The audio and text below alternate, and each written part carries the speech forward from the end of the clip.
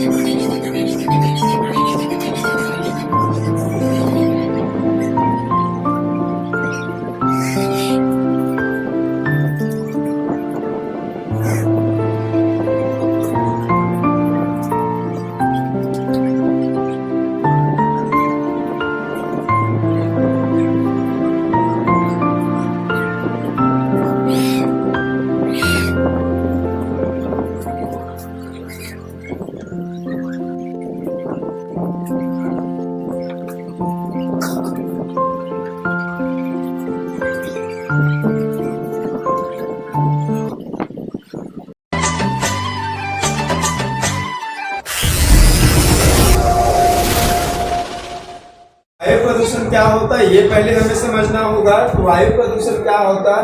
वायु का क्या होना? दूषित होना। वायु का दूषित होना वायु प्रदूषण कहलाता है। और इसका लक्षण हमें कब पता चलता है? जब कोई जीव या अन्य कोई भी जीव जंतु हो उनके ऊपर क्या हो? दुष्प्रभाव, तब हमें ये पता चलता है कि वायु क्या है? दूषित है।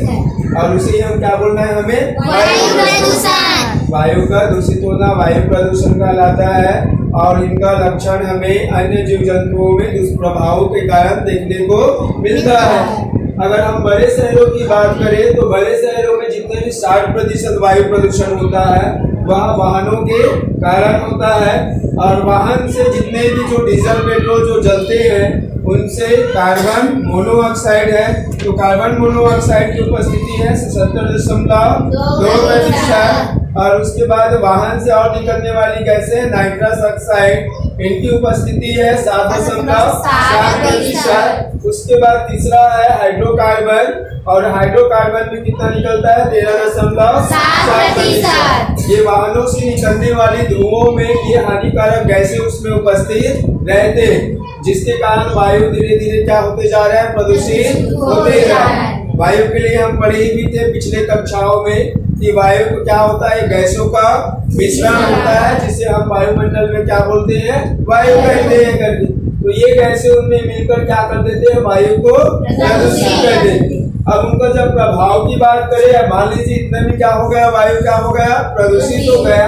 अब उनके प्रभाव या लक्षण जो हमें देखने को मिलता है तो उनके लिए बात करें तो जो पहला वाला जो लिखा हूँ ये क्या है? जंतुओं के लिए है। ये किसके लिए है? जंतुओं के लिए। जंतुओं के शरीर में रक्त में क्या पाया जाता है? रक्त को लाल करने के लिए हीमोग्लोबिन पाया जाता है ना। और ये हीमोग्लोबिन के साथ कौन मिल गया? Carbon monoxide. जबकि हमें पता है कि जो प्रदूषण होता है तो प्रदूषण में सबसे ज्यादा मात्रा किसका रहता है? Carbon monoxide.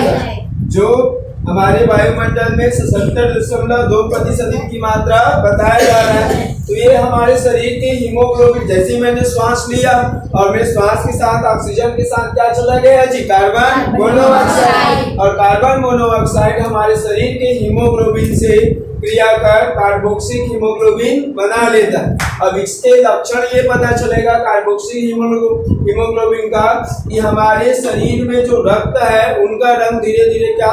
काला होता जाए। लाल रंग का है, अब वो रंग क्या हो जाएगा? काला। धीरे धीरे काला होता जाएगा। और इन्हीं के कारण धीरे धीरे फेफड़े पढ़ चुके हैं कि फेफड़ा हमारे शरीर में रक्त का क्या करता है? शुद्धिकरण। रक्त को शुद्ध करने का कार्य किसका है? फेफड़ा का। अब फेफड़ा क्या करेगा? फेफड़ा में भैया ये क्या करता है? रक्त में ऑक्सीजन मिलाने का काम है फेफड़ा का। अब ऑक्सीजन की मात्रा हमारे शरीर में कम गया और किसकी मात्रा ज्यादा चला गया? Carbon monoxide. जिसके कारण फेफड़े की गति भी क्या हो जाती है? धीमी। और श्वास लेने में क्या हो जाता है? तकलीफ। और कुछ ही वर्षों में श्वासारोग के कारण उस मनुष्य की या उस जंतु की क्या हो जाता है? मृत्यु। ये समझ आया? उसके बाद क्या है? दूसरा, ये जो दूसरा है ये किसके लिए है? पौधों के लिए। ये पेड़ पौधों के पहला था जंतुओं के लिए और दूसरा है पेड़ पौधों के लिए। इसमें क्या है? नाइट्रस ऑक्साइड पाया जाता है जो वायुमंडल में उपस्थित कितना है? 60%। ये नाइट्रस ऑक्साइड हाइड्रोकार्बन है ना, हाइड्रोकार्बन से मिलकर क्या बना देता है? PAN, पर ऑक्सी नाइट्रेट, पर ऑक्सी नाइट्रेट, या बोल सकते हैं पर ऑक्सी एसीटेल नाइट्रेट, पर ऑक्सी एसीटेल नाइट्रेट। ये PAN का पूरा नाम है ना, पर ऑक्सी एसीटेल नाइट्रेट। ये बना लेते हैं ये दोनों मिलके, है ना। एक का मात्रा कितना है? 7.7% और एक का मात्रा है 13.7%। ये दोनों आपस में मिले और वायुमंडल में क्या बना लिए? PAN, पर ऑक्सी एसीटेल नाइट्रेट। ये पौधों में क्या करता है? पेड़ पौधों में प्रकाश संश्लेषण की क्रिया को रोक देता है और उसमें जल और भोजन की क्रिया, अब उसमें जल और भोजन नहीं है तो उसमें कुछ बनेगा क्या? भोजन अब पत्तियों में नहीं। प्रकाश संश्लेषण की क्रिया मतलब पत्तियों में होने वाली भोजन बनाने की क्रिया। अब उसमें क्या कर दिया? अवरोध डाल दिया, वो काम क्या हो गया? बिल्कुल बंद, जिसके कारण कुछ समय में वो पौधा या पेड़ भी क्या हो जाएंगे? नष्ट हो जाएंगे।